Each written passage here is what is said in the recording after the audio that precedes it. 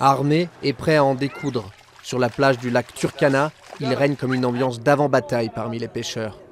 Les rivalités traditionnelles font rage dans cette région sans loi du nord du Kenya, où les ressources sont de plus en plus rares et les poissons convoités.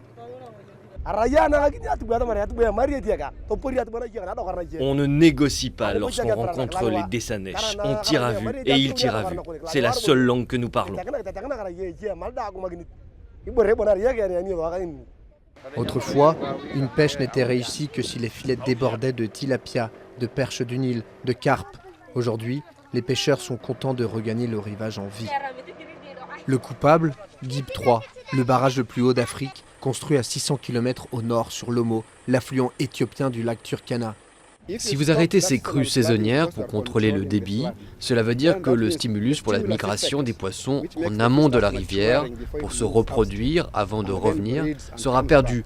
Donc, nous aurions un effondrement au niveau du cycle de reproduction. Les pêcheurs se sentent abandonnés par le gouvernement, qui serait plus intéressé par la possible importation d'électricité que par le sort d'une région historiquement marginalisée. Et la rivalité séculaire entre les Turkana et les Desanek, qui habitent de part et d'autre entre le Kenya et l'Éthiopie, est devenue meurtrière.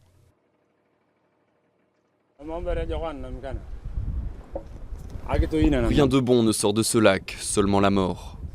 Leurs filets de pêche rencontrent les nôtres dans le delta. Ils jettent leurs filets d'un côté alors que nous faisons la même chose de l'autre. Les fortes marées nocturnes poussent les filets qui finissent par s'emmêler dans le lac. Donc récupérer nos filets devient un problème qui conduit à des affrontements. Alarmés par ces dangers, quelques chefs Turkana et Desanek ont débuté en mars des pourparlers de paix. Le pire est peut-être à venir, car l'ambition éthiopienne est également agricole.